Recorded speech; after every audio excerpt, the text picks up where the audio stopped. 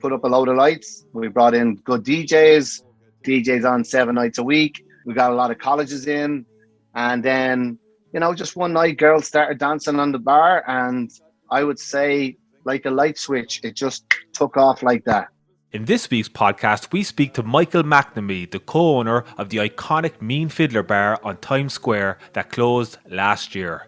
The bar had become a popular haunt for tourists and Irish people living in New York because of its late bar disco theme, loose atmosphere and Irish hospitality. After negotiations with the landlord fell through, Michael announced the closure of the bar in October after 15 years in business.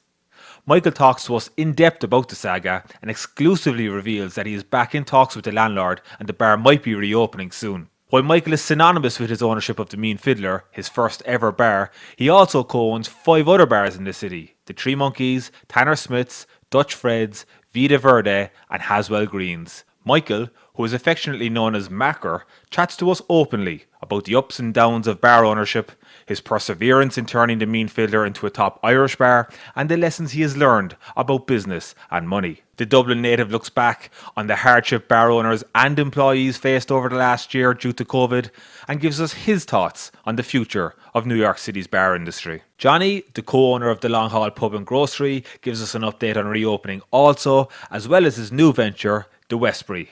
But you'll have to listen through to the end to get that info. We appreciate all feedback, so give us a follow on Facebook, Instagram and Twitter at The Long Haul Podcast. And please make sure you hit that subscribe button so you'll be notified about our latest releases. We started off the show by asking Michael about his early years working in the bar industry in New York City. Thanks very much for coming on. You were the toughest guest we've tried to track down to get on the show. Well, I know Johnny Kennedy a long time, so I don't know if there's a couple of minefields ahead here. So Macker. Fuck that. I ain't getting myself in trouble either.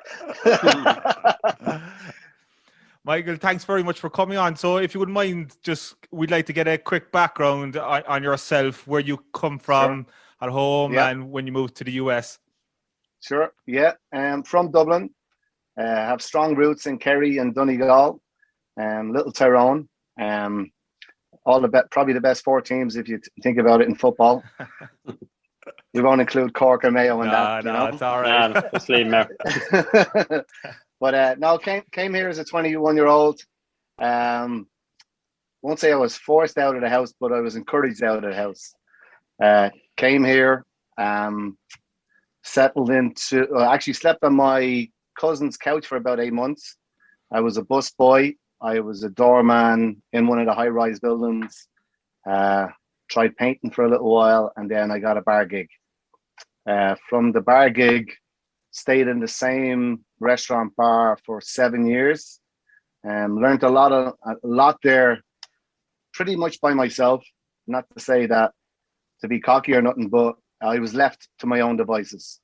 My boss, who was the owner there, he died pretty much within a year of me working there. His son took over, and his son, his head wasn't in the game for a couple of years after losing his father pretty soon. So I was left to run the bar on my own. What bar was that, Michael? It was actually an American bar called Figaro's. So very unique Irish bartender in an Italian restaurant / pizzeria. But listen, it was a great bar for me to work in. There was no bar backs there back in the day. I don't know if you know what a bar back is, Michael. Do you? No, I don't know. So I'd imagine a lot of people wouldn't. It's basically for fancy bartenders that don't want to do the extra work, like type of thing, on a really high-ended joint. But like, just on a side, I used to go into it for lunch, and when he says he's a bar back, like the bar back's normally supposed to go get your ice, go get to the food, go get to the stuff. They used to have this open span kitchen in the restaurant. So here's Mike as the bartender, and you'd look into the kitchen, and I say this 100 times, and there he is in making a pizza, right? But Michael, it was open span. There was a stairs that went all the way up here. All the kitchen lads were sitting on the stairs with the boss, all having their lunch, having the crack. And here's the bartender in behind the bar making a pizza. He's running around doing all this. And I was looking up at the boss. Like, I know he says his head wasn't in the game. I don't know if his head is still in the fucking game, that fella. Anyway, we won't. In case Derek Walters listen to this, we won't say too much. When did you come over initially, Michael? When were you 21? I'll be revealing your age now. Would you come over in the 90s, was it? Oh, it has to be in the 2000s, I think. You wish. Yeah. Wasn't the 80s, was it? Let's say mid 90s. It was after the World Cup. That's what we'll say. Okay. It was after the World Cup in the States. You know. Okay. You came over for the World Cup and you never went home. No, I didn't make it over for the World Cup. I wish I had, but I didn't make it over. And I came over in April of that year. So you're talking 25 years ago. Okay. And the scene back then was very different. It was a better scene for bartenders, you know, and the reason being is cash, you know, there was no credit cards back then. So if you were smart with your money, and I worked 5 days a week, I pretty much went in at 10 o'clock in the morning and got out at 12 o'clock at night. Daytime, then happy hour bartending, you could call it. But you're able to save your money. And you know, nowadays with the credit cards, and it's one thing that I really have I don't like is that, you know, they're taxed on it. Every time you leave a tip on a credit card, the government gets 50% of that. So every time you tip on a credit card, there's a tax. The tip is taxed, is it? Automatically your bartender's paying 50% tax on that. All right. Automatically. Okay. Automatic. Just so you know yourself, if you're going into a bar, it's fine to pay with a credit card. Yeah. But if you can leave a cash tip, it's always nicer. Huge. And tell me this, lads, it's one thing that I think we talked about this before, Johnny Ray, after forgetting. Are you supposed to tip the 20% on the full amount or before tax? It depends on how. The fact that you're asking that question, I feel sorry for the bartender. I always do the full, all right? And a guy who always told us, Laura's boss used to always say, no, it's before tax. And I'd be just like 20%. And then I'd kind of look at some of the different places, and some of them, you know, the way they'd add on automatically show you how much to tip. And some places would automatically generate the tip with the tax, and then some without. Yeah. We see some would say to you, oh, just double the tax and blah, blah, blah. But if you're drinking at a bar in New York City and you're sitting at the bar and drinking, there ain't going to be any tax on it. Realistically, it's only food, and if you're at a table, like 20% pretty much over the top. But as Michael says, it's kind of ruined it all a little bit now. There is the flip side. We did say it last week, Mike, we were talking about this. Now, when you, like, I know we'll get to your bars in a second, but any new bar starting now, you pretty much put it through the payroll straight away. You remember when you and I started, you would get your tips, Mike, at the end of the night, and then you say you'd add up all the credit cards, and let's say it was $300. You would take that $300 out of the cash register, put it into your till. But because there was an influx of cash, there was loads of cash to take it out. The boss never minded. But when that started getting less and less, then the boss was like, you're taking out that cash. Now he's to regenerate that cash somewhere. And then you'd be great. You go down to do your taxes in March, and you'd be down in one of the places down in Greenpoint Avenue, and you wouldn't say you owe the taxman 10 grand, and you'd be like, where the fuck did that come out of? Whereas now a little bit, they take it off the top. Structurally, Michael McNamee, it actually for the people that wouldn't have been as good with money as such, this system is good for them in a way. It keeps them more structured. But as you say, it kind of rules out the attraction of going into a bar job. The attraction was the cash. And you know what, even more so, Mike McNamee, it was more part-time workers, people that were working. So I worked with girls in sidetracks who were either mothers where their husband was working, and they used to go they'd go waitress 2 nights a week. But they were getting cash, so it was a great result. It ruled out all of them. There was no point in them doing it anymore. It took away that sort of side of it. Yeah. Michael, you were working there for 7 years for you, and did you always have in the back of your head that you'd open a bar, or was it a matter of just learning? No, I always had it in my head. Always. My father was a bartender all his life, and bartended in Dublin, bartended in New York. So in the back of my head, you know, I suppose everybody has a niche in life, right? And my niche in life, probably in the back of my head, always was I love people, you know, and I have a great patience with people. But I was always driven to open my own bar, and I never realized it until I speak to old friends now, and they say, "Geez, Macker, you always used to say you're going to open a bar, and I never believed you were going to open a bar, you know, but you did, you know." So, I suppose I was always driven to do that, you know, and I took a risky gamble when I was about 26, and I put all my money into the stock market. and let's say it was a 6-figure number, and I lost it all. Whoa. After I lost, it was a listen. I was given a tip. The guy told me put $5,000 in. I just saw dollar signs. I put the 100 in. That 100 became 500 within 5 days. Do you think I took it out? No, I didn't.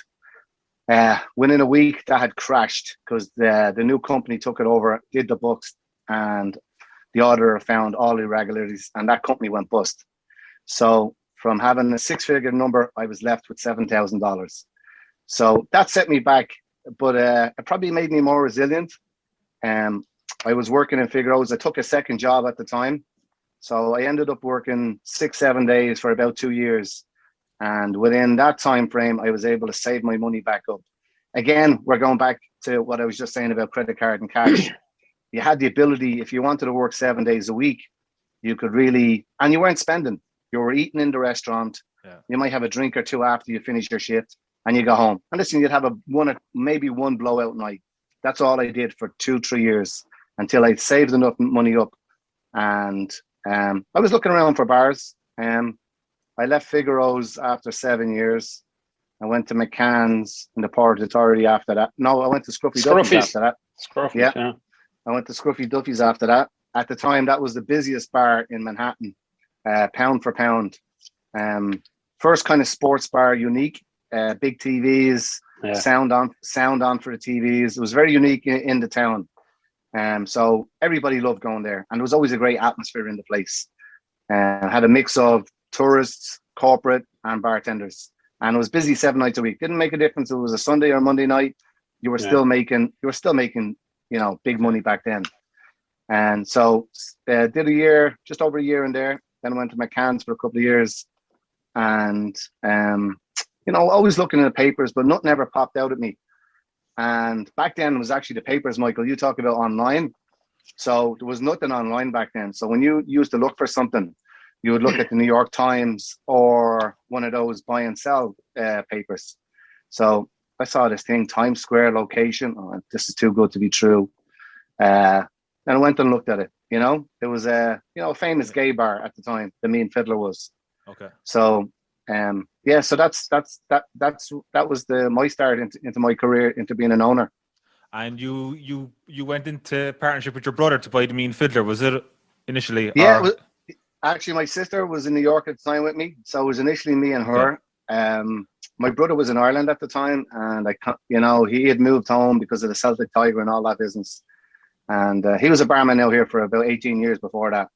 Okay. And like a lot of Irish people and friends of mine and Johnny's moved home around that time, because listen, Ireland was booming, and we saw, you're looking at Ireland and you're seeing everybody go on 5-6 trips a year. You're like, because me and Johnny were saying to ourselves, what are we doing living over here? We get 2 weeks holidays to New York. Yeah, we get 2 weeks off a year. And that was at your own cost. And no sick day, and no sick days. There's no such thing as a sick day. But so it was myself and my sister, and then I'd asked 1 or 2 lads to get involved. I actually asked 1 or 2 old owners, and everybody was pretty negative on the area. And I had my brother in the back of my head, but because he had moved home and his wife was very homesick, I didn't think there was a possibility they would ever move back here. So I actually gave her a call, and she said, "Yeah, listen, we're ready to move back. I'll talk to your brother." And he moved back, and he was my main partner, and my sister was as well. And then my father got sick, so my sister ended up moving back home to take care of him. Okay.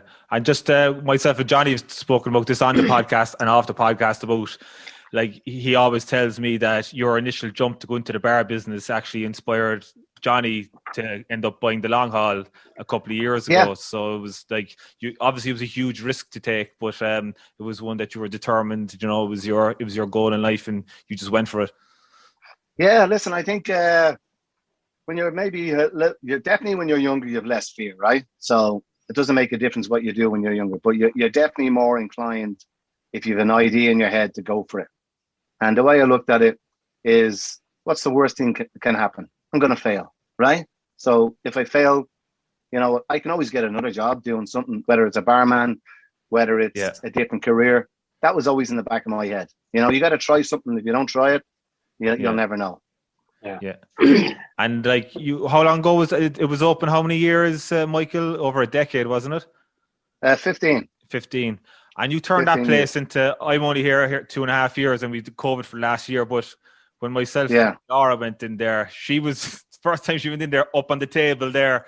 Anyone who's been in there, it's such a spot. Like, it's kind of, let the hair down, kind of great music. You see the sawdust thrown on the floor there at 11 o'clock, the party's on. It was just a great spot. So, like, what was the goal going into it? Was it to turn it into a kind of a bar like that, or did it just kind of evolve into a bar like that?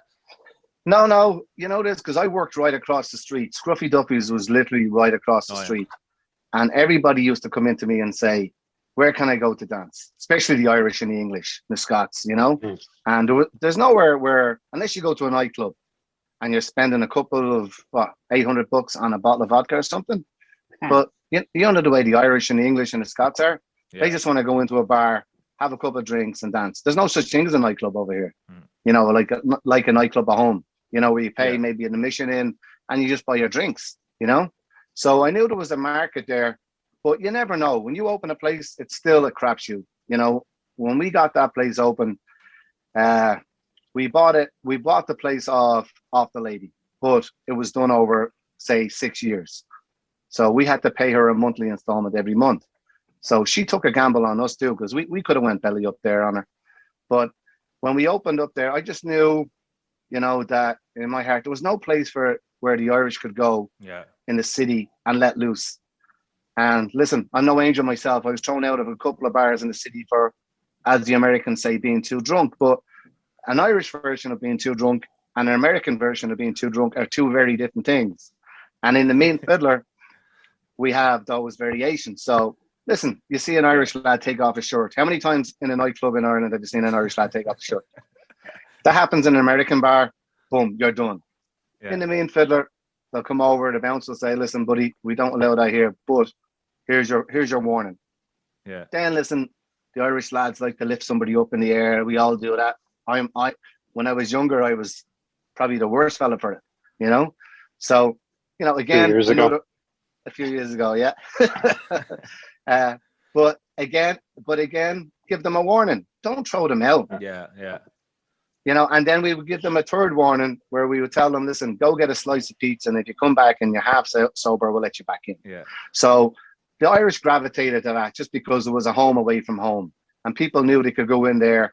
They were surrounded by other people they knew, and everybody felt safe. Yeah, even just from being out here, there's one thing that New York doesn't do for me. It's the social aspect. The social scene is much more enjoyable back home. There's late night bars, the nightclubs. You come over here, it's a lot more kind of relaxed. They take it easy, casual, few drinks, and they all it's a lot more relaxed. But when we first went into the Mean Fiddler, we were like, this is the spot we were kind of looking for all along. Well, listen, especially. You get to that point in the evening, you've gone out for dinner, you've had a couple of drinks, and then, I think being Irish, we like to let loose a little bit. Yeah. And instead of going to a nightclub where, like I said, you got to buy a bottle of vodka for $800, there's certain bars, there's not too many in the city where you can just do that. And the Mean Fiddler at the time was probably the only place you could do that. Yeah. Yeah. McFadden's were doing a little on 42nd, but they were too strict then. So they were doing the disco. Yeah. They were doing the disco bar thing, but it was nearly hostile when you walked up to the door. No disrespect to them, but they were trying to do a disco bar mentality with the actual mentality you were talking about at the start. Like, as you say, you take your top off in a bar, and it's like all hell breaks loose. Like, you know what I mean? Yeah. Sure, if you were to throw everyone out of Mean Fiddler in the early days, that half of Monaghan would have been half naked on 8th Avenue. Like, you know what I mean? So that's the difference. We'll go on there to the other bars you set up, and we might come back then to the Mean Fiddler and when it closed down. So you're involved in a couple of other bars around the city. When did you first kind of expand on from the Mean Fiddler, and what was the goal? Just to grow bigger? What was the? No, the goal was never to grow bigger. We were probably in the Mean Fiddler, I'm going to say 5 years, and we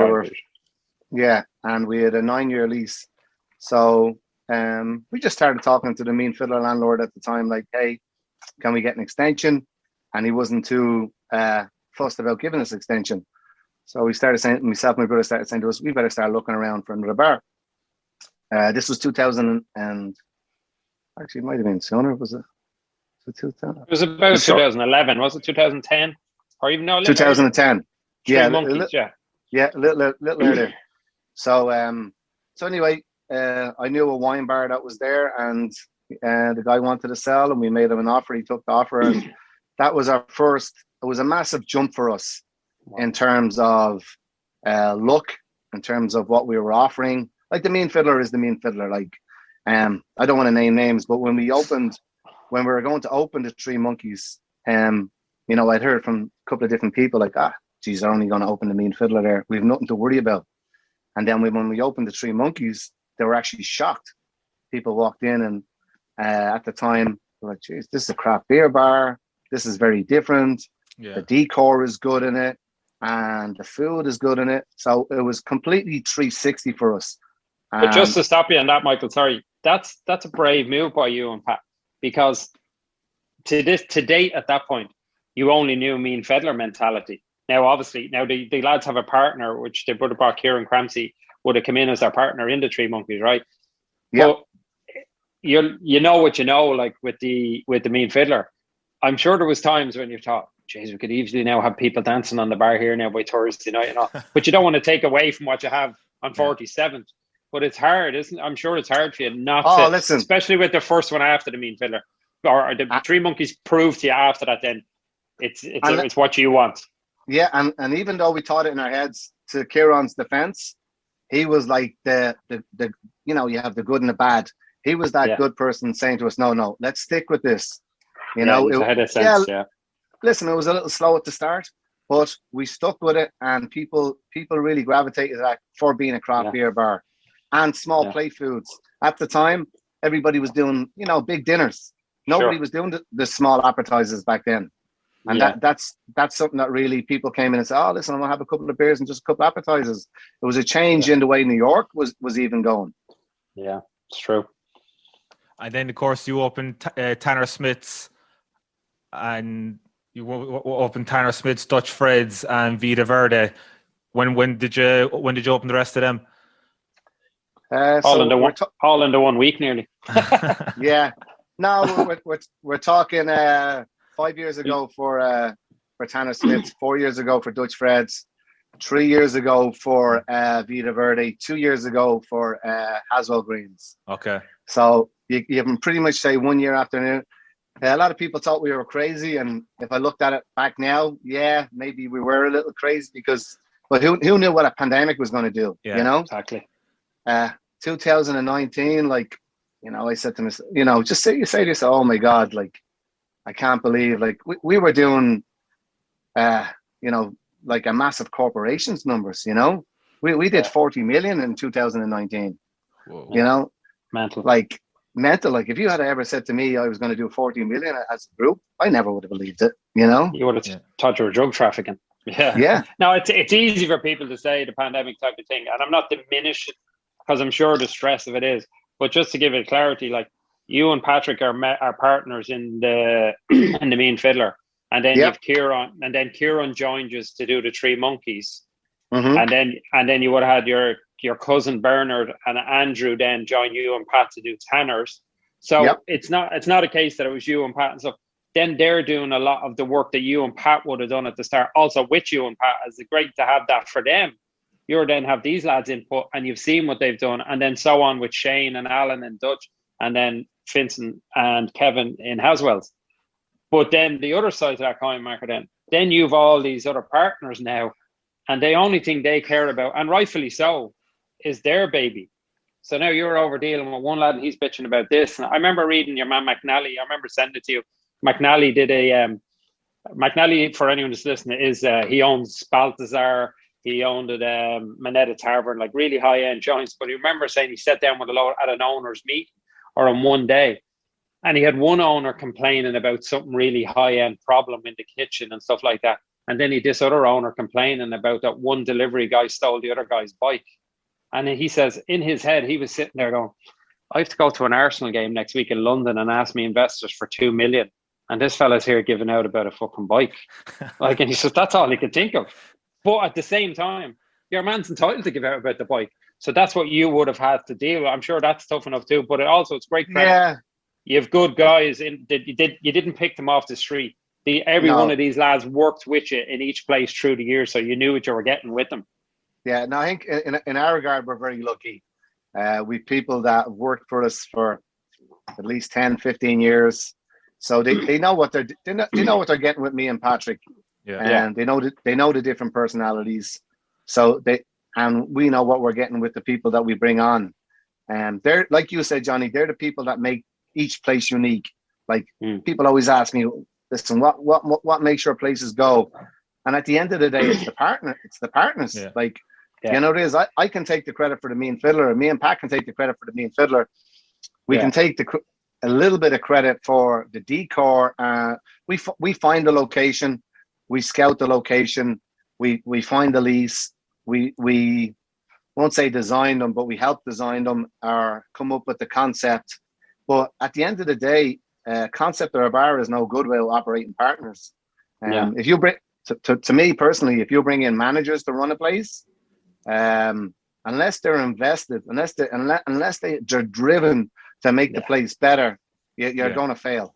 You're going to fail. Yeah, a manager leaves at 10 o'clock at night. He doesn't think about it till 5 minutes before he walks away, and nor should he. He's not getting paid to.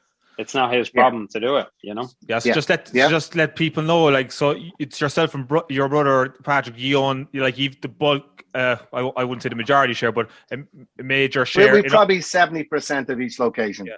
And then you get other lads to buy in the rest of the percentage. Correct. And as you said there, it's you come in looking for the people. Like we like to go into Haswell Greens. Obviously, before the pandemic, there was great setup there. And Johnny's brother, Vincent and Kevin, you're always going in looking for them because you know they're going to look after you. You know, going for the chat or whatever. And the setup in Haswell's, the design there in the interior is fantastic, and the piano playing that they had on weekends was just fantastic. Yeah. Again, that's what I call probably a modern version of the Mean Fiddler. You know, more upscale. And probably, you know, won't say for an older crowd, but, you know, it's for the 30 and up crowd. Yeah, 25-year-olds go, but it really is for that 30-year-old crowd and up. Listen, we still want to have fun when we hit into our 30s, 40s, 50s, 60s, you know. So, but the Mean Fiddler is not a place where you go, you know, when you're, I won't say, you can go there once in a while when you're dating a girl, whatever, but it is a singles place, you know. My father came over summer before last. He's 59. He went to the Mean Fiddler with us one night. He was back in there the following night. He thought it was the greatest place ever. This is like Michael said, it's a singles place. I hope your mother isn't listening. No, but it is because, Michael, you mentioned it there, like if you'd like Alan Clancy now that would own a lot of the bars around Dublin, around Ireland and stuff, each bar he opened, he was thinking of an age demographic more than anything, similar to the way you did there. Like he had Zico and it was 18 to 25, Dawson 37, 25 to 35. And in some respects, yours is similar. Like when you think of it, and that's Tanner's is definitely a place where, you know, you're going with a group of couples and it's class and it has the music's perfect level. It's not, and then like I say, basically in an ideal terms, you could go to Tanner's and go over to Haswell's for the live music, have her out with the missus around 2 o'clock, and then head down to the Mean Fiddler on your own. Like, you're fucking laughing. Bob's your uncle, living on your own on the Monday. So going back to the Mean Fiddler, so Michael, was it initially when you opened, was it hard to get it going, or did it take it? Oh yeah. It took time. When I look back at the numbers we were doing back then, you know, like see the demographic of New York was very different back then. When we took over the Mean Fiddler, we were paying $8,500 a month in rent. You know, now we're paying 40. Now we're paying 40,000 a month. So in 15 years, it's gone up that much. In 15 years, that's ridiculous. Ridiculous. But they have you. All the landlords had us up until a year ago. Whether that changes in the next year or two, I don't know. I'm looking at locations every day, and I don't see any prices dropping in Manhattan. They're not. So there was a lot of perseverance getting it up and running initially. A lot of was it down? Listen, it was a 78-hour a week. You know, it's great crack. Oh, it was great crack. Yeah. If we didn't have if we didn't have after hours, we wouldn't have made it. You know. All right. Okay. Yeah. And It's funny that you say that without criminalizing ourselves on this. No, I know. I was thinking about that. No, but genuinely, that nearly applies to every bar, and it shows you that the rents and the stuff don't match up. Like a few years ago, Mike Dorgan, they came out and they were trying to bring the closing time down to 2:00. Bloomberg was trying to bring it down to 12, between 12 and 2:00. But I remember you ringing me, Mike Macker, and raging about, because and I remember thinking in my head, it's not that big a deal, isn't it? Really? But the reality is, our rents are nearly based on 4 a.m. and afterwards. They have a squeeze to that. And any bar, we did it in the long haul. Like, if you don't do after hours nearly at the start, that extra hour or two, you need that on your Friday and Saturday and Sunday night, say whatever it is, to get you. Like, it's not greed. You're not making any loads of extra money. That's just getting you through. Like, I don't know how otherwise it's going to survive if it doesn't. Like, even as you said, rents aren't going down, but I don't know how that's going to survive otherwise. I spoke to a bar owner today, and he called me for advice. And, you know, I would say 70% of his business is from 12 to 4. Yeah. And the landlord is looking for 100% rent. No break, right? So he's like the closing time right now is 11 p.m. So if 50% of his business is from 12 to 4, how is he going to pay 100% rent? Well, that's what I said to Vincent earlier on when I was chatting to him about doing this. And I said, the irony of it is, and this is no disrespect to anyone not in the business, but they're all happy for us. And they're saying, oh, you got 35%. That's great, blah, blah, blah. I said, stick your 10%. Like, as in that, give us 1 a.m. Yeah. Keep the 10%. Give us 25% on 1 a.m. And that's like, but that landlord there, for that person you were talking to, Michael, it's easy for you and I on the other end of the phone to say, but there's a guy that if he's on that attitude, you're as well off handing him the keys now before he bleeds you dry completely. But then there's a fella that has had a business probably for 15 years. And how does he walk away from it? Longer, Johnny, longer. You see, like, that's just brutal. Like, and the landlord is telling him, hand back the keys. Go ahead. I'll find somebody else. See, when you've got an attitude like that, you're in trouble. I just want to go back to this getting the Mean Fiddler up and running, because Johnny had spoke to me before I even heard of you when I came out here initially. he just said that you had great belief in, you know, that you were determined to really make the Mean Fiddler work. How hard was it? You said that you were doing 70 hours a week. Did you ever kind of doubt yourself, and like, what gave you the drive to see it through? No, I never doubted myself. I always thought we would succeed. It's just, you know, to be honest, if you don't devote the first 2 years of your life to a bar, and I mean devote, I'm talking 60, 70 hours a week to a bar. You know, 50, 60, 70, you got to be in that bracket to get there. Especially for us. When we took over, we thought there was a kitchen. Then we found out there wasn't a kitchen.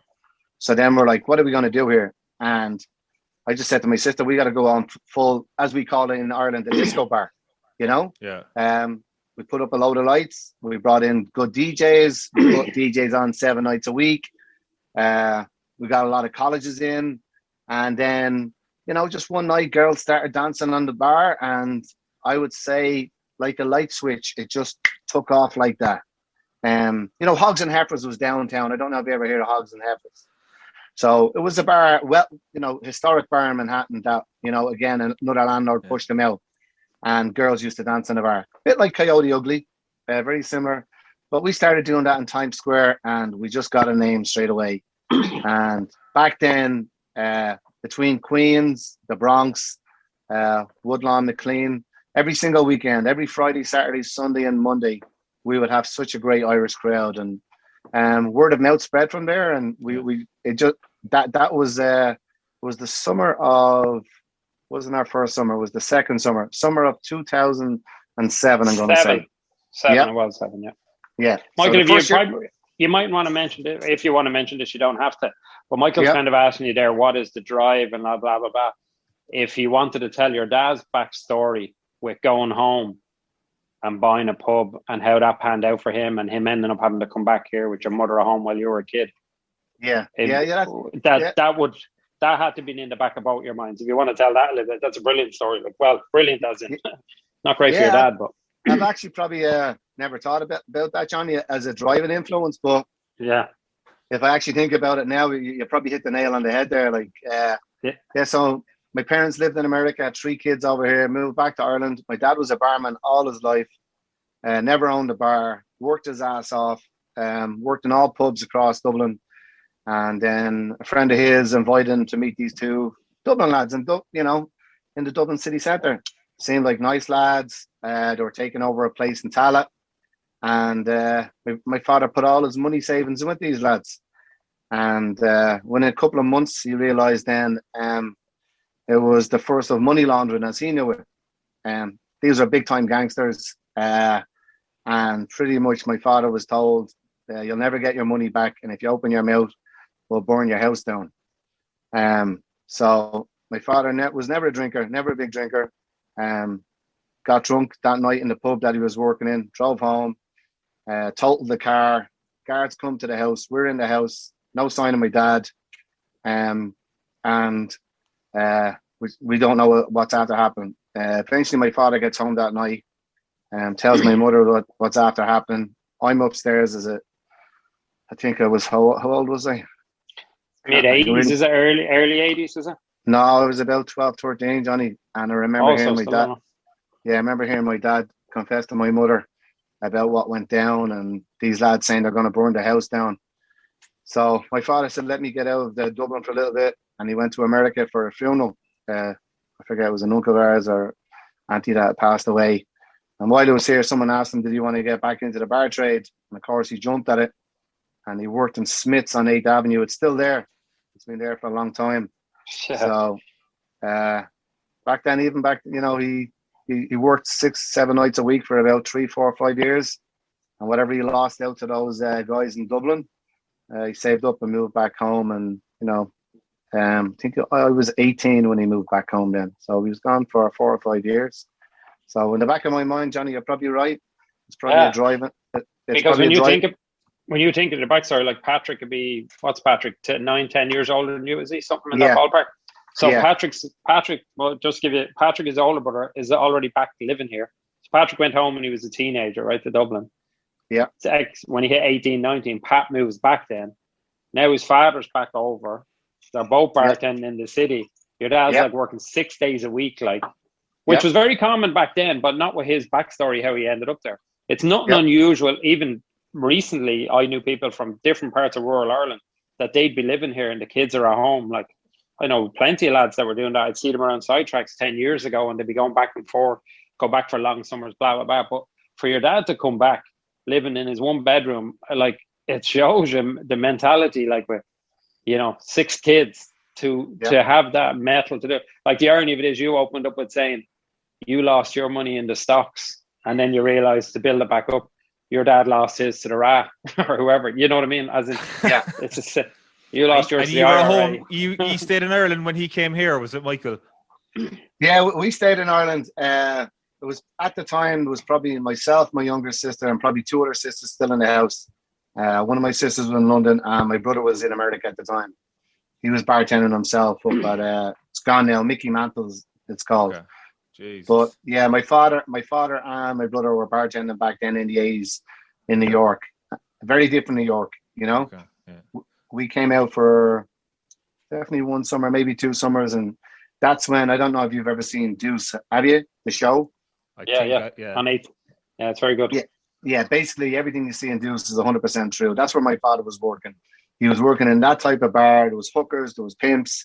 It was just New York. There was a guy dead at the end of the bar one night. A fella shot him with a silencer, and Pat Senior had taught, or Michael's dad had taught your man was asleep at the end of the bar. And he went down later on the night to push him, and your man had been shot. I remember your dad telling me that, Lord of Mercy, in the Mean Fiddler. Because I knew that story from him, and I asked him, he said, sure, I'd seen people asleep in that bar every night. Like, 8th Avenue was the wild, wild west. You think Port Authority's bad now? Even when I moved here in 02, 01, it was mental. And Smith's is still there. It's mental. Well, that was Hell's Kitchen too. So you gotta remember, this was the time that, the Irish mob ruled Hell's Kitchen. Yeah. True enough. Port Authority to weekend. It's a time warp. It's a time warp. It's so dangerous. It's like reading about what happened here in the 70s and the 80s. If you want to experience that, go to Port Authority. It's madness. It's sad that I actually find it funny, and now it's terrible. I actually go into it and I kind of like, that's great that it's still like this. I know that sounds out like I worked in there with his brother Pat the day after 9/11, and I remember being in there like, and the place got evacuated 3 times in that day. And I remember the first time I went over the bar and I was gone. The second time, you're good, you're there, Mike. The second time, me and Pat were like wiping down the bar, and we walked out gingerly. And the third time, then we didn't even leave the bar. Port authorities never change, and it never will. It is what it is. Never change. It never will. That's what makes it kind of classic. Kind of love that about it. I think one of the lessons there from you losing all your money in the stock exchange, it's like, it sounds to me that you should like keep your money to what you know. For example, a buddy of mine works in crypto, and he was like 2 months ago, he's like, buy Bitcoin. And I was like, geez, I don't know anything about it. And if I lost all my money, I'd be like, yeah, I knew nothing about it in the first case. So like, yeah, it's got to 50,000 now. But anyway, that's my advice. That's my advice to everybody, Michael. And you know, the bar business is something that everybody's always intrigued by. Everybody, for some reason, always wants to open a bar. And the amount of lads I've had come to me, whether they're a stockbroker, whether they're in finance, whether they're in construction, they're like, I want to open a bar. I want to open a bar with you. And I'm always like, you know, it's not what you think it is. You know, it's, and the more that you're involved in the business, the more you realize. People used to say to me, how do you work in a bar business? And I always think, geez, there's nothing wrong. This is great crack. This is brilliant. But the more you're in it, the more it drains you down. And the more you realize, listen, there's so much more that can go wrong in a bar than any other business. You know, lawsuits, sexual discrimination, landlords, you know, you can keep going on. But the point you hit on earlier, I know we'll move on after this, Michael, and I was going to say this. The funny thing is when people say, oh, like, why did you expand? And you see that, them leases that we all get sound great, but it's gone like that. Like, and you and Pat are there, and there's your salary, and now you've only 9 years left. You've no other choice. You're always chasing a lease. So you have no other choice. You can't wait till the last minute, you know. And over the years, it's like, it used to be you could get 30. You were telling me this only recently, Mike. Like, there was a time here, like in Ireland, you can get a 35-year lease and a 40-year lease. It used to be like that here, Michael. And then certain landlords all came along, and they started bringing in 10-year. And I remember hearing like getting a 10-year lease, and I remember thinking, geez, 10 years not bad. And I remember when we got the long haul, and you were saying to me, what did you get? And I said, 15-year lease. Then you said, you're good, you got 15. I thought, he said, 15 years? That's amazing. I know I'm stating the obvious here. Like that, you were 3-4 years were gone. There's no, if I got a 10-year lease in a place now, I wouldn't invest a whole lot into it. I'd literally, if it was a bar, I'd go in and I wouldn't take it. But if I was to take it, it'd have to be a bar that fella just walked out of and you're walking into, put no money into it at that price. Yeah. How rare is it for bar owners to buy the premises? You know, we all talk about leases. Is it very not in the last 10 years? Okay. Those days are gone. There was some smart lads out there like the Frankie Dwyers, Connie O'Reilly, John Mahan. John done the last few years. John Mahan, Dave Massey, and that corporation. You know, there was a couple out there but they've been around the business a long time. But anybody in the last 10 years hasn't a chance. You're having a chance. Okay. But it's about the bang for the buck, isn't it? Sorry, I'll go on to. It's like if you were in a position to buy a building, like the average building of 10, 15 million, you're not going to get it back on fucking vodkas and cokes and stuff. So if you're in a position to buy that building, you then will go in and buy it. But then you'll be like, Johnny, do you want to lease downstairs?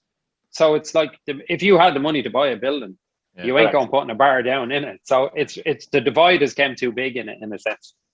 Yeah. What are you going to say, Michael? I was going to say this is the longest intro we ever did, but it's good. It's just still intro. It's a good chat. I'd say we could stay here talking all night, but anyway, we better get down to the meeting today, though, as they say, about the Mean Fiddler, what a lot of people will be tuning in to hear about Michael. So give us a background on what happened last year, what the lease was, and what happened that you announced that you were going to close for good. Yeah, so listen, 8 months of dealing with a landlord, and you know, you've been with him for 15 years, and you know, maybe you show too much emotion to him. You know, you're thinking like, I'll get to this lad. You know, he'll see that I love the place. He'll see that I took care of the premise. He'll see all these good things.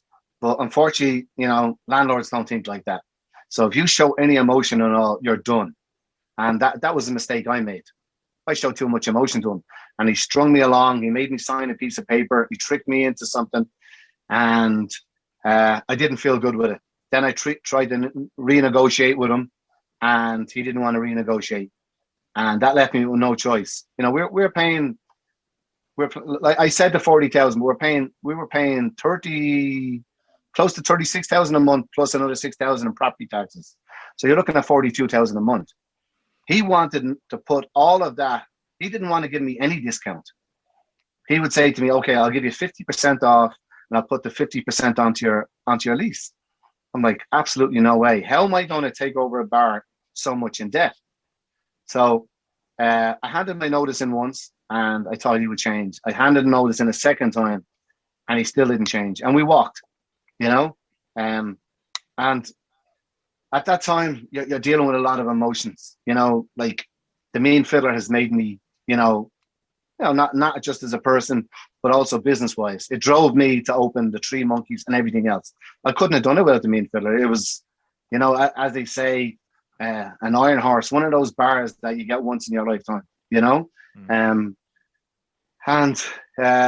So we had to hand our notice into him, and you're going back and forth. Is it a good business deal? Isn't it a bad business deal? Am I thinking with my heart? Because I didn't want to give it up, because it is what made me. And I said, you know what? At that time, we didn't know how long COVID was going to be. Is it worth taking a risk for a year? I said it is. I will lose $20,000 a month on that location for a year. Will I do it for 2 years? No. But now you can think about it. Now we're into the second year. Exactly. So, yeah. So we walked away, I'm going to say October, November, was it? I can't. I think it was October. About 4 months ago. That's about right. Yeah. So since then, we went radio silent on him, and he's come back to us. He wants us to come back. It's still not a great deal. He's looking for 20 grand a month rent right now. We have a handshake deal in place. I'm probably going to go back for that. And the deal we have in place is, it all hinges on him finding a tenant upstairs. If he doesn't find a tenant for upstairs within a year, he's going to demolition the building. How big is upstairs? That's the Coca, isn't it? The Coca Cabana, or the former Coca, or whatever it is. Yeah. So he wants to get another club. Now, someone will ask this silly question. I've been in the Mean Fiddler. It's packed the whole time. Why don't you take over upstairs? I'm sure you've heard that question. Yeah, it's $100,000 a month. It's 20,000 square feet. You're talking on a weekly basis, labor alone, Johnny. Yeah, it wouldn't be worth it. It wouldn't be worth it. Like, I tried to think of 3 different concepts for the space. Like, I thought about it. I made them an offer. I did everything to try and save the Mean Fiddler. I made them offers for Copacabana. Thank God he said no to you. Thank God he said no. Honestly, thank God he said no. True. Because back then, that was emotion that was driving me. Okay. I'd be bankrupt if I had taken it.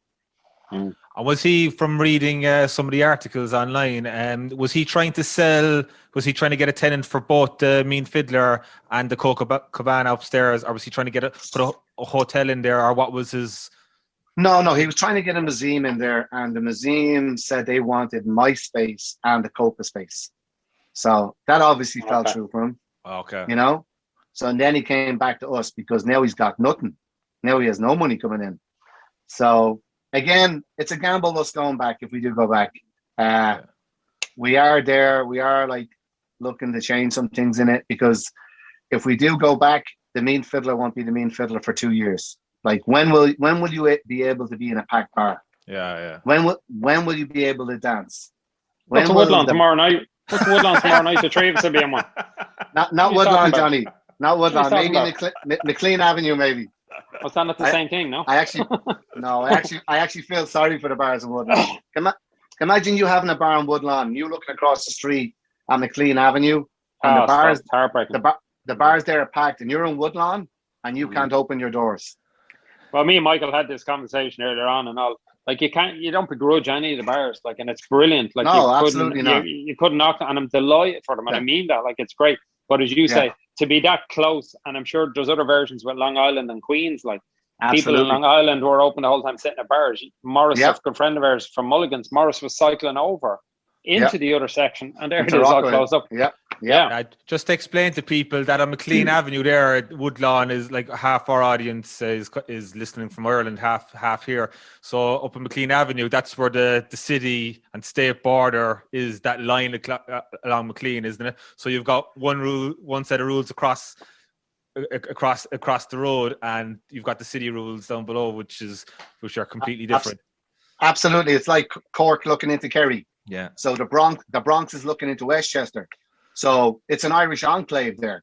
So between Woodlawn was always the Irish enclave, and then it moved up a little bit to McLean Avenue. So Woodlawn has a lot of great Irish bars, and McLean has a lot of great Irish bars. But imagine, for me, I've thought about it. Like if I was an owner in Woodlawn, like I don't think mentally I would have survived this, because if you're looking across, it was bad enough dealing with Cuomo and the mayor we have in the city, shutting us down because there was no reason to back it up. But if you're a bar owner in Woodlawn, I really felt sorry for those guys. But it's wrong. It is wrong. Like if you say, that'd be like you looking across the road, like, and seeing someone else on 47th or one of the other bars open and running amok, and you're not allowed to do it, And then the other side of it is, me and Michael were talking about it earlier, like people are saying, oh, well, it's no big deal, and blah, blah. And I'm not blaming any individuals, but there's no guidelines majorly being followed in some places as well. Like I know from some of your bars, Macker, when you're open at 25% and all, and you're getting people from these areas, and they're not wrong, but it's a mentality thing. And they're arriving down to the city, and they're arriving with no masks, no nothing. And they're like surprised. Like, and I was up in Eastchester up there in a friend of ours bars, and there was a party there that had come in. And a lot of people are like, they're nearly forgetting. And it's some of them have masks. Oh, geez, I forget. But that's what yous are dealing with a little bit. Vincent, my brother's told me about Haswell's. Equally, and none of these people are wrong. We're Hoboken. Hoboken are open. There's people sitting at bars, and then they're arriving over. And it's like they've gone back 6 months, and they've Vincent and Kev at the door saying, listen, you got to stay. And they're like, well, we can't sit at the bar. What do you mean? Yeah. And this is the problem. This is a problem that's going to come ahead for all of us when we're trying to open up more of a capacity. And you have people from Long Island, Hoboken, and other places, and they think, well, you're still doing that. And everyone's understanding. They're all really good about it. But it's just an extra bit of stress for a manager, a door, a guy having to deal with this. Yeah, but I think as a bar owner, like all we wanted was the same regulations statewide. We wanted the same rules. You make us do temperature checks, fine. Make everybody do temperature checks. You want us to have 25%. Okay, make everybody have 25%. You want us to shut down for various reasons, but we have the FDNY, the SLA, the DOB, and we had four people come into us this week in the one location. And I'm asking people in Long Island and Westchester and upstate New York, do you have any inspections? And they've told me they'd had 0 inspections. So do you feel that with this governor and the mayor, it's nearly this, there you go, there's 25%. This is what I gave you. And then they're sending in these things to nearly try to shut you down. Like they want to. I think that they don't want us open. So they're nearly like, okay, I'll give it to you. I'll show you. And it's this attitude of coming in then. I've spoke to your colleagues that you're talking about. And they're saying, like, within the space of 2 days, they'd all them people in, like, one after another and after another. And overall, the experience is whatever. But they're literally, and there's no consistency with the rules. Yep. You have one guy walking in telling you, like Michael Dorgan, I don't know if you've seen, where you have tables at the bar. And then, the way the tables at the bar and the 2 seats and all this type of thing. It's like New York. The more I think about it, it's like New York is still stuck back in last April or May or something. Yep. And then one department guy is coming into one bar telling you, you can't do that, can't do that. So because we're all in the same network of friends, we're texting each other, giving each other the heads up, saying, look, you're not allowed to do that. Then another guy, there's no consistency. The next inspector walks into one of Michael's bars. He's no problem with the bar at the table. He's no problem with the 2 seats, but he has a problem with the other thing that wasn't a problem with the other guy's bar. It's nearly like they're trying to break you mentally and financially. Yeah. We'll just circle back. I like your the White House press secretary. Well, that was a little vent. That was a little venting by 2 bar owners there because mentally it's been a year for any owner or manager in any restaurant in Manhattan, Queens, Staten Island, the Bronx. Like, it's, you know, mentally you feel like you're just getting beat down, and you're trying to figure out, is it the governor, is it the mayor, or don't they want any business to succeed in the you know, the boroughs? Yeah.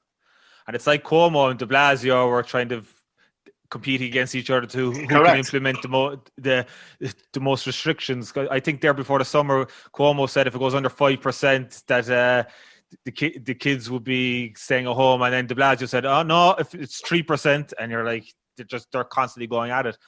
But Michael, just go on the Mean Fiddler there. So exclusive here, you're telling us that the Mean Fiddler will live on. It's gonna. Well, there's a chance. There's a chance. Okay. There's a good chance. There's a handshake between us, and we're hopefully going to sign something within the next 4 weeks. Okay. And when do you think Nice when will be the earliest that you'd open then? You would love to try and get, if it's possible. I don't know what happens with the landlord. We would love to try and get open for the week of St. Patrick's Week, but listen, that's a slim chance right now.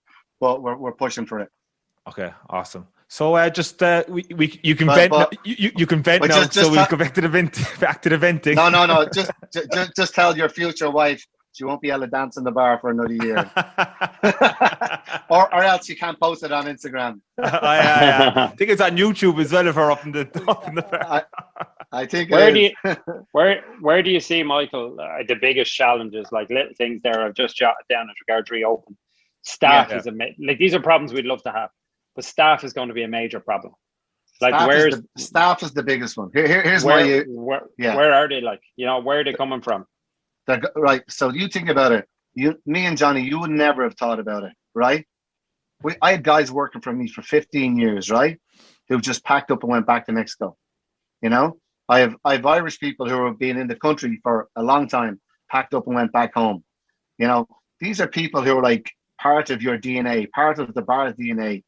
I don't see any people coming from Ireland or Mexico or to work in this business. You have to have a drive to work in the bar business. You want to work weekends, you want to work nights, you want to give up your social life.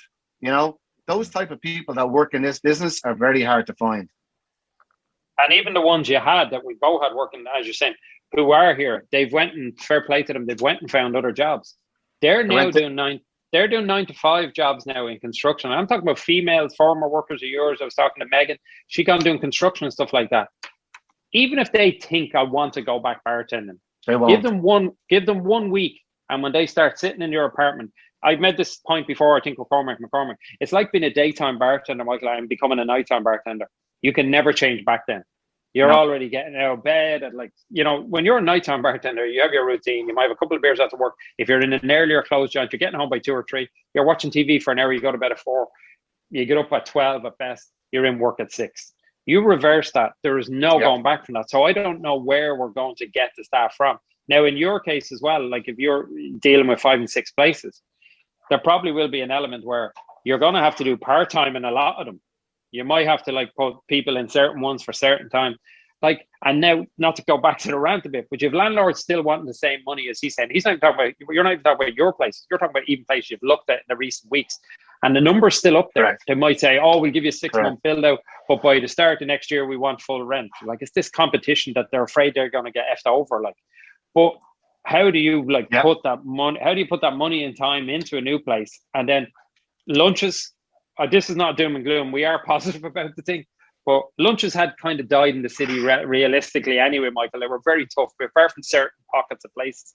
But now, if there's not many around now, everyone is going to be probably open at the same time, and we're all going to be scrambling for the same people, the same cocktail hour. So that's going to end up reducing prices of specials, and you're trying to put on this and put on that.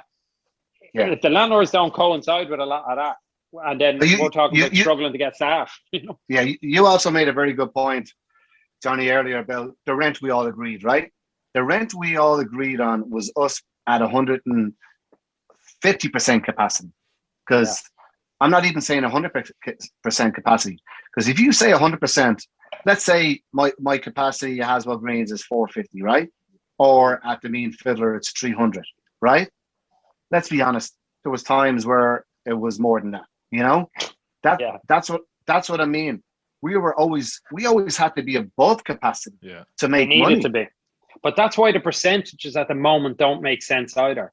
Let's say, like with Westbury, say the place we were due to open, I'll use that as an example because it's an easy one to work out. Air capacity in there is 170. Realistically, Michael, apart from any time you had drama, say late at night at the fire department, nobody has ever come in the 20 years I'm here and counted the people in it, unless there was an issue. But if you say 75% even, he has to count them. You say 50, as you say, we don't survive on 75%. We need that to go away. Now, I think they are going to readdress that and kind of look at the capacity. But I know bars that their capacity is like 89. The long haul is 89 to 89 downstairs, 35 upstairs. I've often had 89 of people upstairs. Yeah. But you could not buy our fire capacity. They don't match up. So where does it go from there? Like, you know? Yeah. The other thing I was going to ask, offices, we could go on about that. Who knows? You've talked to a lot of people. I talked to a guy yesterday that's in Tree Park Avenue. He has, pre-pandemic, he averaged at 2,000 people a day in the building. It's right in the corner of 34th and Park. All year now, the best he has got to is 160 a day from 2,000. And he says they've already seen, they don't predict that change in this year. They're saying 22 maybe, but they are seeing, you seem to talk to a lot of people like Vincent and know a lot, John Hannon, the lads at CBS and stuff. All of them are told the summer before they start coming back in pockets at best. No one is near the 100% capacity. There's no talk of that yet. There's no appetite for that. So that's going to be the biggest challenge as well. And then the summer being the summer, just to jump ahead here, you go on. Sorry, what were you going to say? Let's be honest. Offices aren't going to come back until the vaccine is 80% out there. So you're talking that's late August, right? And then nobody's going to force anybody to come back to any office if they don't want to. Yeah. Third is every single office out there is going to have to change the open plan that everybody went with in the last 10 years. If you go into any office in Manhattan, it's an open plan. So everything has to change in Manhattan regards the offices come back. How many offices will come back? You know, nobody knows. How many people are going to work from home? Nobody knows. But on average, if you ask me, I would say going forward, the most anybody ever is going to work in the city is 3 days a week. Yeah, Fridays are done, like, you know, them type of thing. Fridays done. And are done. We're talking about the middle-aged guy now, realistic. I've talked to some younger guys now, like, we're in the city every time. Right? Yeah, but you're only in the city because you want to be in it. But realistically, Fridays are done. And then you're looking at summers even going forward. Anyone that missed out on renting a place last summer and doing everything, they're not making that mistake this summer if they can manage it. COVID's still around. So just to really show how much we're getting effed in the city, you're standing in the city and you're looking going, there's nothing open here. But yet, you know, you can go out to Montauk or you can go out to the Hamptons or you can go up along Connecticut, Rhode Island into before Boston. And I'm not saying it's an open season, but it's like Florida. It's regulated. Like, look at Florida, you know what I mean?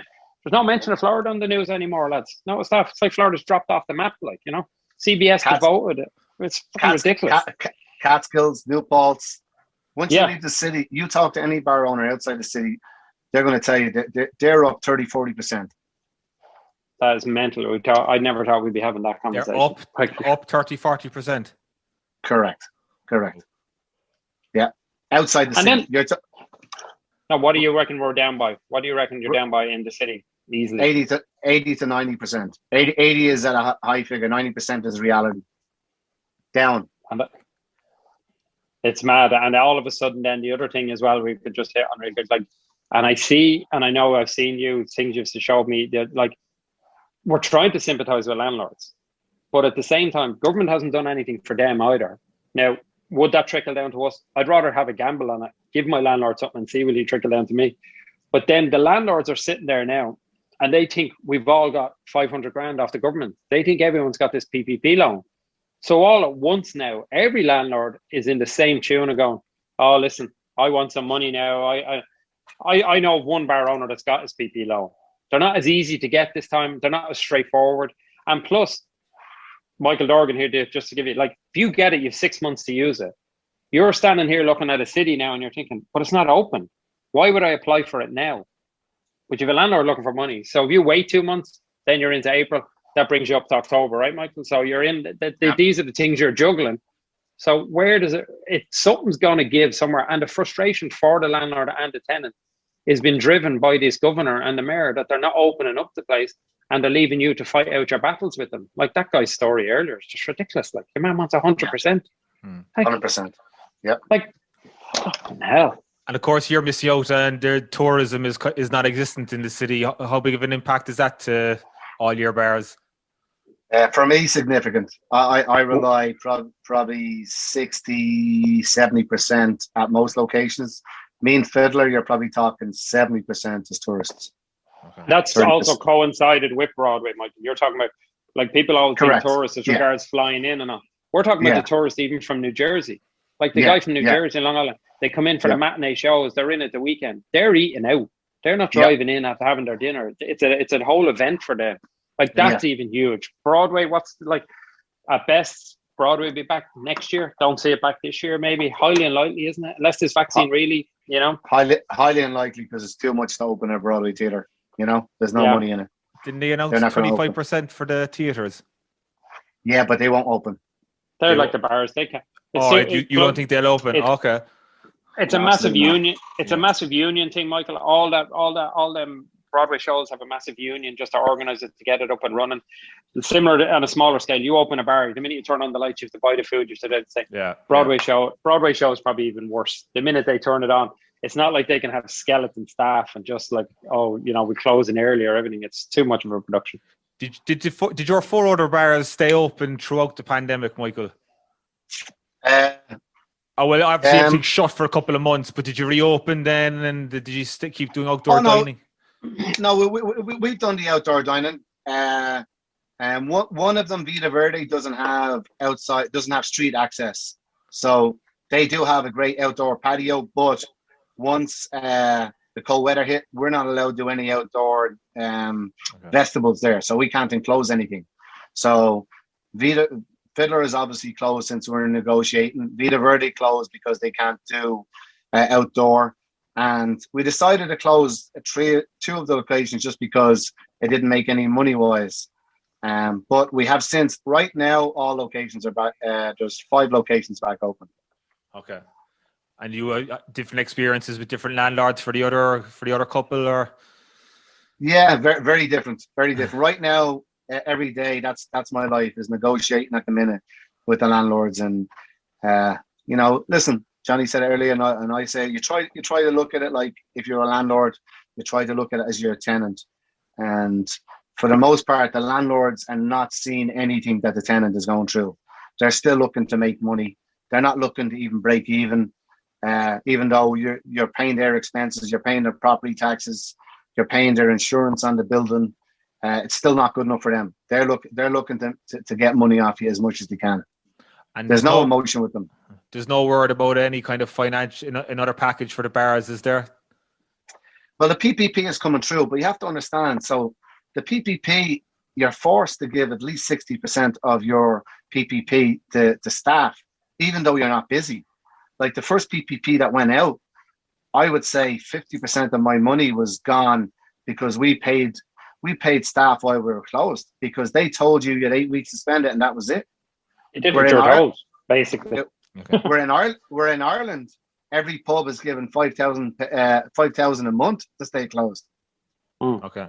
And then when they got open in Ireland originally, the government, to be fair to them, they were paying 75% of the wages. So lads were in and they only had to make up the 25%. And I'll give the government credit here in the sense they tried, they were trying to do the right thing, but they haven't fixed it with the second PPP loan. It's still the same. Like as Michael said, you're going to still have to give a big majority of it to the staff. Fine if they're working. That's not, you're not begrudging them, the staff. But if the landlord and you don't get onto the same page, there won't be a tip cup. There won't be a job. So what's the point of it? It makes no difference. It doesn't match up. Like there's no sense to it. The majority of our expenses is on rent and property taxes. Where if you're in a construction business, the majority of your money is on labor. So I have construction lads that have said to me, they can't believe it. Like they're getting money to pay their staff, but meanwhile they're still busy. Like they're still so they're getting free money. They don't have rent to pay or taxes, where we're being forced. If We should be operating at 20%, 30% payroll and 70% rent and taxes and utilities. If that was the case, we would be breaking even. But unfortunately, no bar in the city is breaking even. Everybody has lost in the last year. What do you think the reason for all this is, lads? It seems that the bars and restaurants have got a bad shake and all this. You've got your Home Depots, Costco's all open. You can go in there, do your shopping, go to your grocery store. But bars and restaurants seem to have been the hardest hit in terms of restrictions. Any kind of thoughts that you want to add, or we can skip ahead as to what's gone on? I think you're better off skipping ahead because but just briefly, rather than skip ahead, it's pretty obvious. We've mentioned it 3 or 4 times. We have a governor and a mayor that are just, for some reason, they just focus on everything on Manhattan. It was all about Manhattan. It was all about Manhattan. Like what Michael said earlier, and it's true, all we want is fairness from each other state. We were all in different states during the summer. And I remember looking at it in Rhode Island and thinking, this is great. If they take this model now when we do open in New York, it'll be great. Why wouldn't you look at all the other states and then just run with that model? They went straight back to the start. No sitting at the bars, 25%, table separate. It was like an FU to everybody.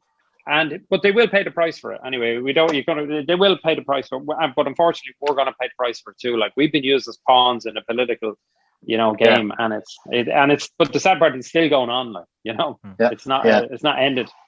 What are your thoughts? Political. It was political. I didn't want to say that, but it was political. Okay. Yeah, it totally was. Yeah. What are your thoughts on the state of Manhattan at the moment? Obviously there's less people in there, and there's been an uptick in crime. You've been in there lately. What's your kind of perspective on the state of Manhattan? No, I see daylight ahead. I see more bodies on the street. Okay. I definitely see there's more of a buzz about. I've been in a good few bars, and people want to sit inside now all of a sudden, where before everybody wanted to sit outside. That fear mongering that was going on in the media is definitely less. You don't see it in papers, you don't see it on the news as much, and it's a big thing. Like 6 months ago, you could not pay somebody to eat inside in New York City, where if you went to Westchester, Long Island, everybody was eating indoors. I just thought it was a very different media that was going on. But now, the last 2 weeks, I've definitely seen a significant jump, and even the energy, the energy has changed. Like you said it there, like you mentioned the capacity of the Haswells. Like at 25%, you can put nearly 125 people in there. I think it's about 120 people or so. Yeah. But I remember when he's opened first, it was still nice out. And I remember Vincent saying you couldn't get people to go inside. They were like, do you want to sit inside? They were like, no, we'd wait for a table outside. And this is all driven by, like, as we know, without getting into that type of thing. But there definitely is. I was in there today, and you're definitely seeing. But the one thing I notice is too, especially with me, sort of with a lot of the Irish kind of community, people are dying for you to get open. They want to get out to support you more than anything, which is brilliant. Like, they really do. They're asking you on Instagram and there's stuff like that. I do think there's a lot of positive ahead with the thing. The big stumbling block now, as Michael said, is if you have landlords asking you. I have a similar situation with the Westbury to what Michael has with the Mean Fiddler a little bit. Like, he wants to defer the rent. And, like, you're deferring rent, as Michael says, like, this guy wanted me to defer the rent and then next year to start going back to full whack straight away in January, and with the money I owed him as the deferrer. I just said, sure, why don't I give you the keys now? And he's like, well, I said, that is not, like, are you living in the same city as me? You're in here every day. And I'm trying to be sympathetic to them to a point. But that's when you start realizing there's no give here. And now I'm still okay with him, his manager. I get it. They're aiming high and they're trying to aim high to catch somewhere in the middle. But lads, there is a period when you see somebody aiming so high, you're thinking, is he that outrageous? Because I have it down here and he's up here. We're never going to get to here if he's that high up there. And they seem to think, as Michael said, they don't see any of the hardship or the pain. You know what they don't see either? There's a thing where they seem to think, yeah, but this could open up next year and they're going to be flying downstairs. They're going to be making loads of money. And I called my guy out on that. I said, well, you're nearly begrudging me if it is flying. Obviously, if we agree to something, you can live with it. I said, so whatever number we come to, you can live with it. So if I'm flying downstairs in 6 months' time, surely you'd be happy for you and me. It's nearly a begrudgery thing. Yeah. Well, I said, I'd never agree to what your number is. And then you're banking on me flying in 6 months. the likelihood is it's more likely going to be the other way. And I don't mind paying him, Michael, like you don't. I don't mind. Give me a new lease. Give me a 15-year lease. Add it on. I don't mind giving you something down the road and spreading it out to a point, but not what's gone behind. You're just going to work. You're just working to pay him then. But then agree to a percentage of the sales. So exactly. if you want, explain that one. That is good.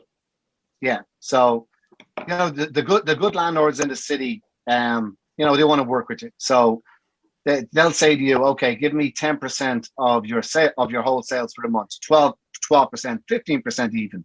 So if you're busy, they're making money. So if you're doing 50,000 a week, 200,000 a month, 10% of that is 20 grand.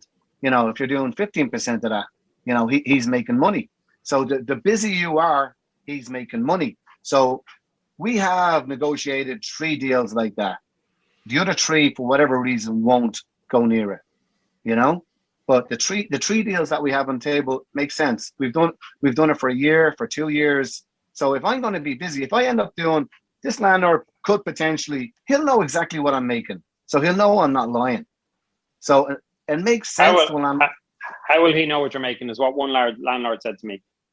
Because 95% of what you make now is credit cards. 5% is 5% is cash. So how much cash can you hide? You can hide it. Yeah.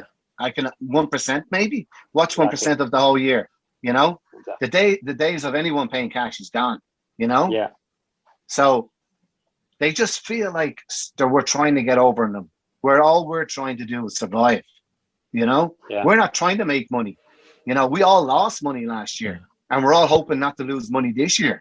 It's survival. Like, I don't know what the number is now. I think it's up to, is it 1,500? Is it 2,000 restaurants are gone in Manhattan at the minute? And how many more are going to go out? And the strange thing is, it's not as if they're going to get someone just to fill the space. Like, look at Mean Fiddler there. The deal fell through. He pulled out. He couldn't get anyone to go in there. So they're kind of. He had it on the market. People were calling me about it. What do you think? But he had it on the market. He was still looking for crazy rent. No, nobody was going for it. So you're looking for. So the other bars, you're getting a reduced rent, and you're giving a percentage of the profits then to the landlord. That builds trust, then I suppose, doesn't it? Big time, and it makes you feel like handing the keys back in the other 3 locations. Because if they're not willing to work with you, you realize then, what am I doing here? Why am I sacrificing my life? Why are the partners sacrificing their life? Depending, like, is it worth staying in this location, or are we better walking away?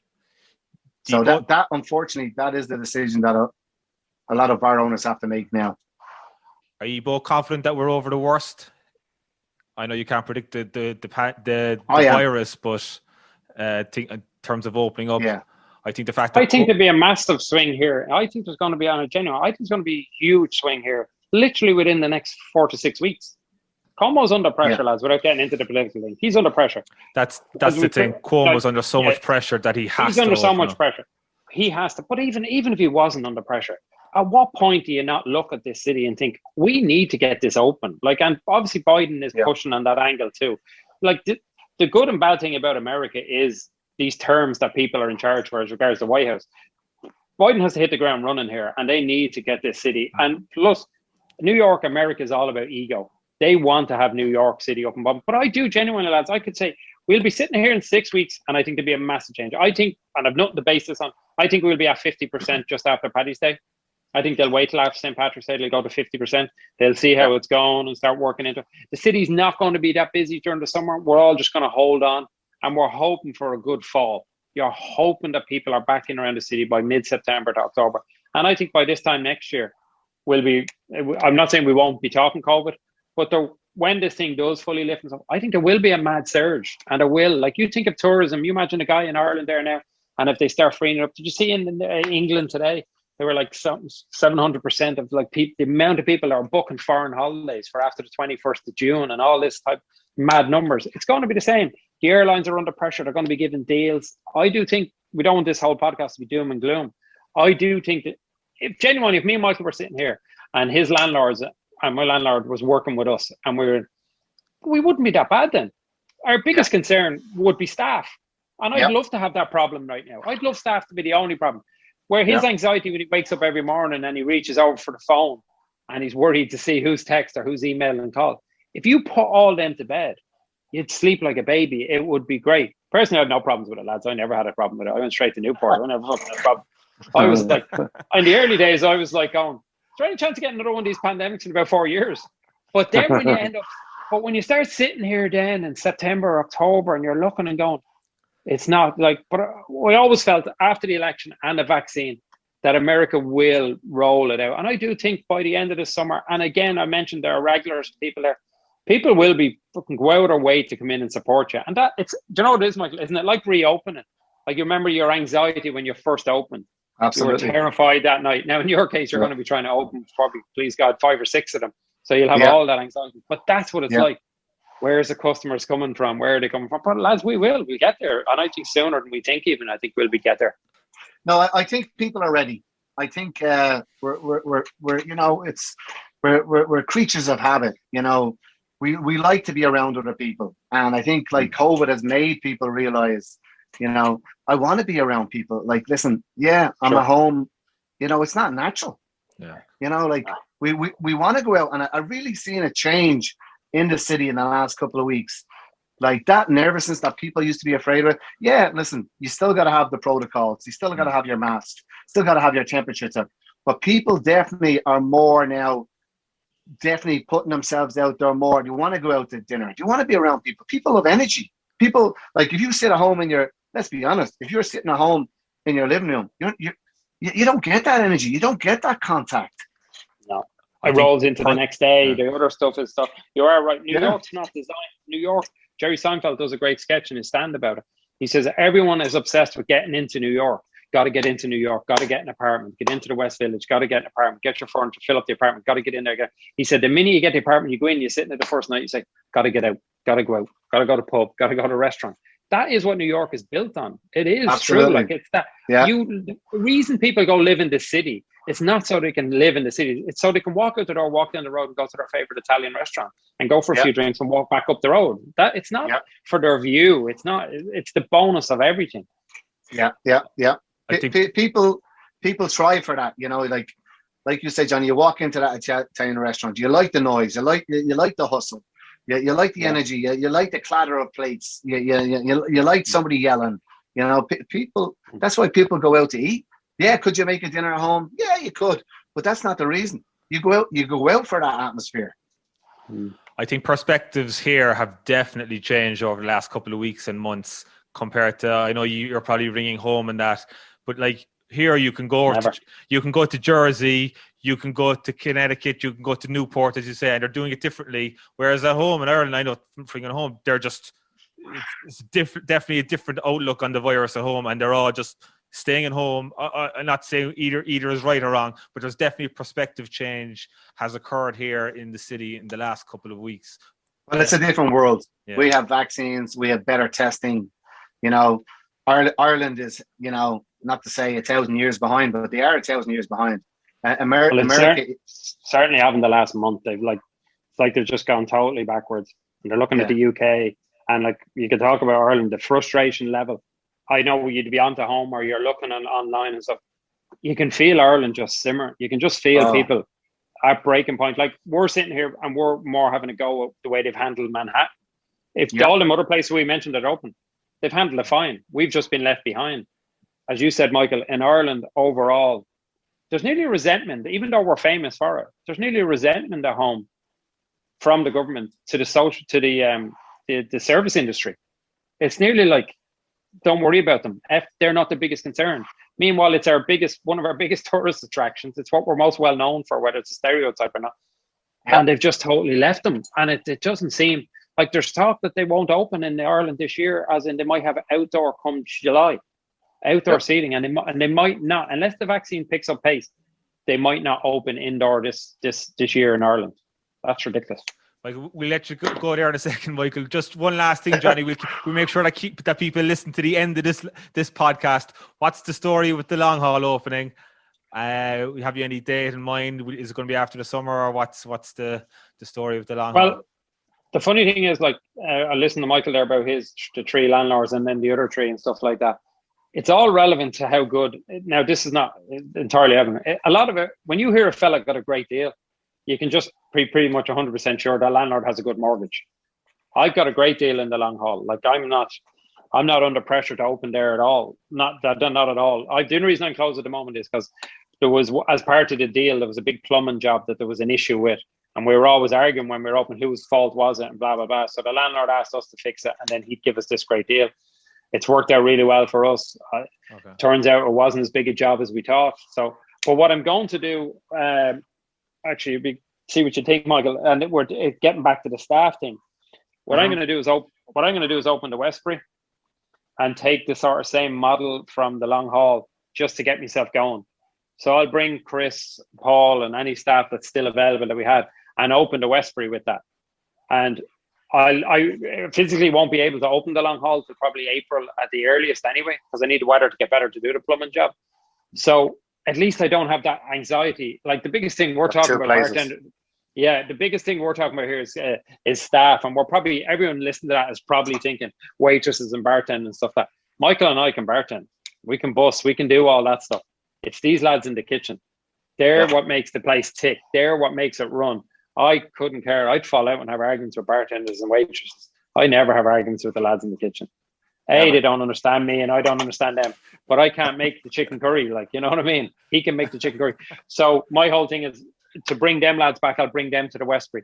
And then with time, gradually, as I said earlier, we don't know how much we're going to be open, any of us. Like, are we going to be lunches? Are we going to be evening? So you would ideally, to have lads a couple of nights in one place and max, share them around. But they are the forgotten ones in this story a lot of the time. Like, not to go on about it, but like a lot of us and any of us that are in a decent situation, the government have been decent with us as regards welfare and dole. Yeah. Look at these people that have gone to zero, making nothing. Yeah. Can you imagine the anxiety of that? Two of my lads have young families. One of them went in construction, so he might not even come back. How am I going to ask him to come back and work if I can't pay him full wages? And he's in construction now, getting full wages.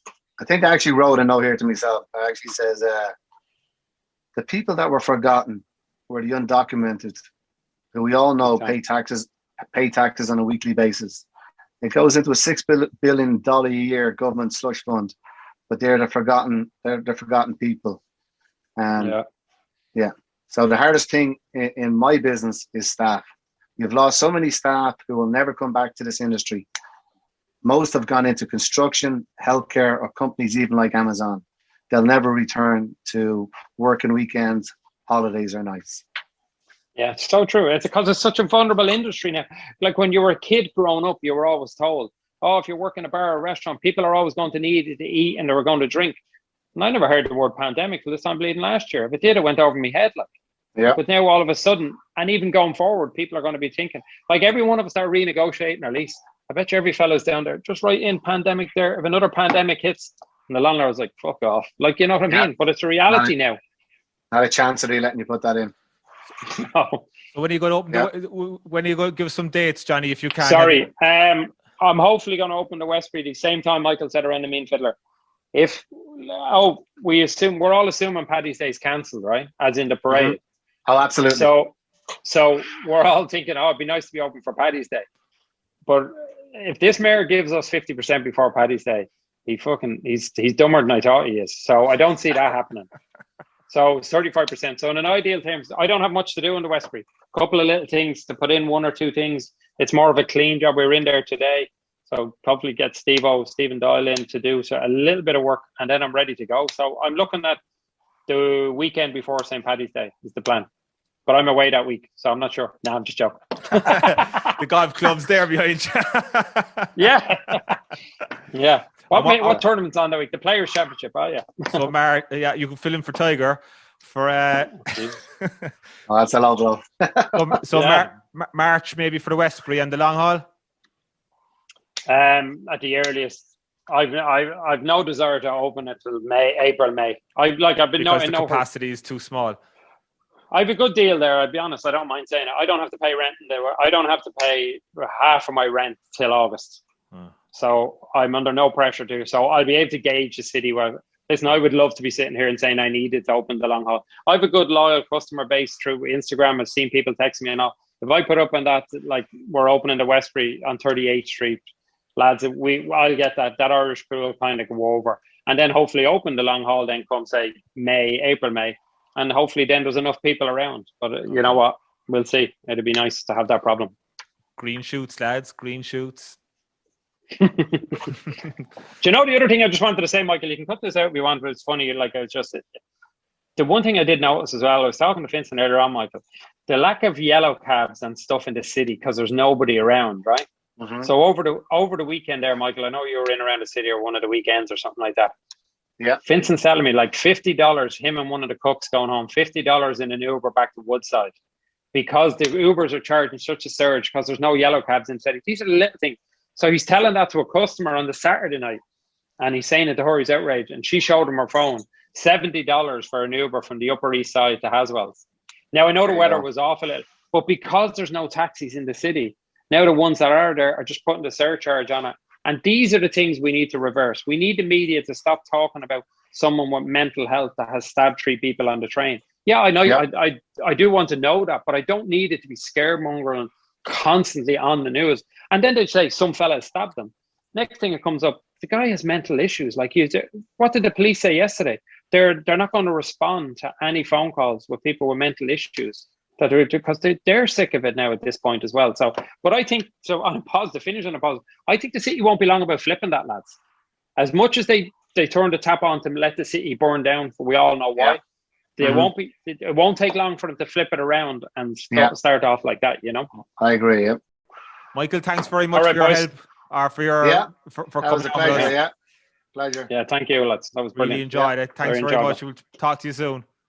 All right, see you soon. Why, Santi, my dear Annie. And that's all for this week. Let us know what you think by leaving us a comment on Facebook, Instagram and Twitter at The Long Haul Podcast. You can check out all of our previous shows on thelonghaulpodcast.com, including our last episode on the New York bar industry with Cormac McCormack, interviews with Irish Central founder Neil O'Dowd, real estate broker Shane Boyle, and of course the hugely important podcast about the potential sale of the American Irish Historical Society building on 5th Avenue. Please rate and subscribe to the podcast. This will ensure that we can get more podcasts to you more often. Can you dance the polka to me, why, Santi, my dear Annie? Oh, you New York girls, can you dance the polka? And when we got inside the house, the drinks were passed around. The liquor was so awful strong, my head went round.